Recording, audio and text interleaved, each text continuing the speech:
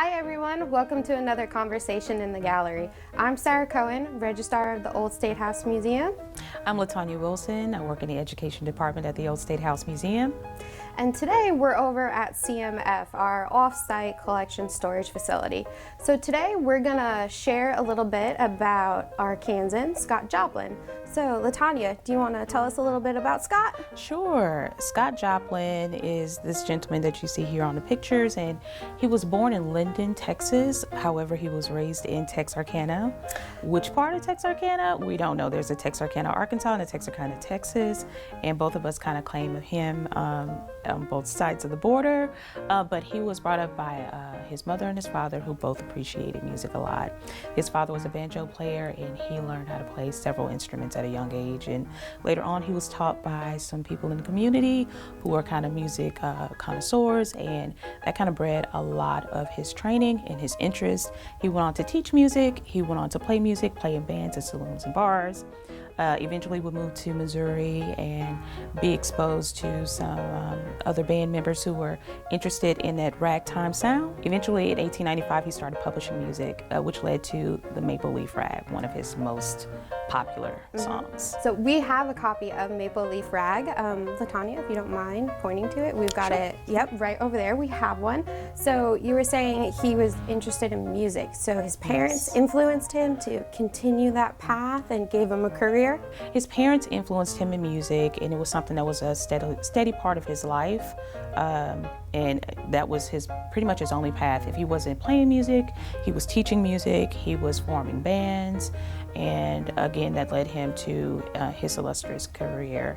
And he would eventually go on to create The Entertainer, which has existed and has not been outside of popular culture since its existence in the early 1900s.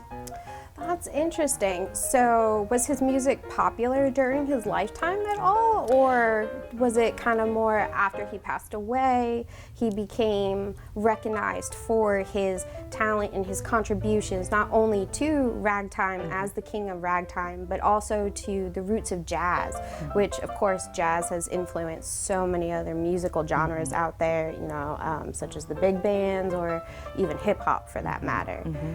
So a little bit of both. When he was alive, he struggled a bit to get his music known, but once Maple Leaf came out, he had some notoriety and he was able to support himself financially, and so he did pretty well. He wrote a couple of operas, one of them named Tremonisha, so interesting, check that out. Think you might enjoy that.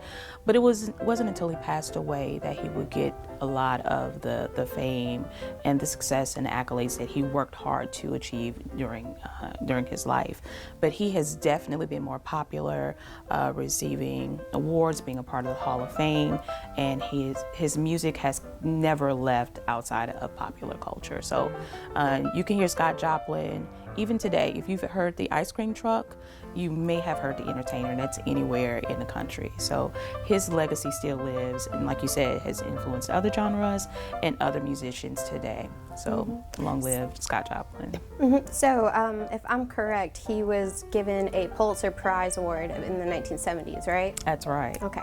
So in a similar vein, in the 1980s during Black Heritage Month, the United States Postal Service also honored him with First Day commemorative issues, which we have shown here.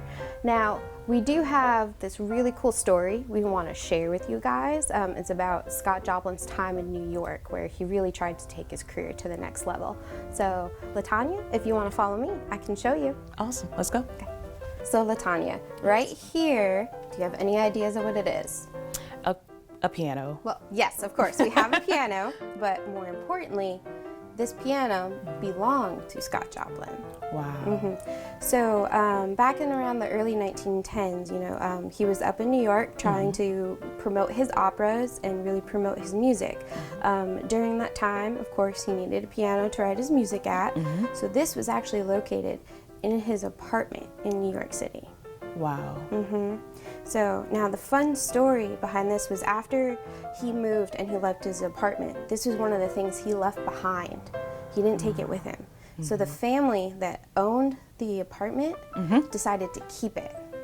So they kept it in their family until we acquired it for our collection. So we have this little piece of history of Scott Joplin that he actually touched and sat at right here in our collection in Arkansas. That's amazing. Awesome. Well, everyone, thank you for joining us today. Please remember, feel free to come to the museum and visit us in person. We are open. Also, you can explore this item related to Scott Joplin or any others in our collection online at our e-museum. Just go to oldstatehouse.com. Have a great day. Bye. Bye.